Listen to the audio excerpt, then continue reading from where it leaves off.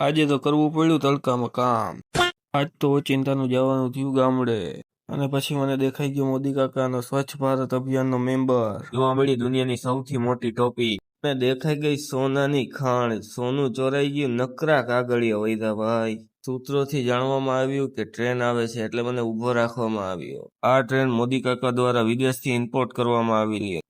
ભારતમાં પેટ્રોલની તંગી આલે ને એટલે ત્યાં તો બીજી ટ્રેન ખાબકી વળી. ક્યાંથી કોણ જાણે કેટલીક ટ્રેનો આવશે. ત્યાં તો ભૂગી ગયા વાડીએ. અને ભાઈ ઘઉં થયા હતા, ઓહો એક નંબર ક્વોલિટી. કટર આવેલું એટલે વાડીમાં હાવ ખેદાન મેદાન કરી નાખ્યું. અને આપણો વારો કાયદેસર રીતે ગરમીના ઘઉં પૂરા કરવામાં આવી ગયો. બહુ ગરમી પડે મિત્રો. અને આપણે તડકાનું કામ કરીને નીકળી ગયા બીજી વાડીએ. અને કટરવાળા અહીંયા બાકાજીકી બોલાવી દીધી.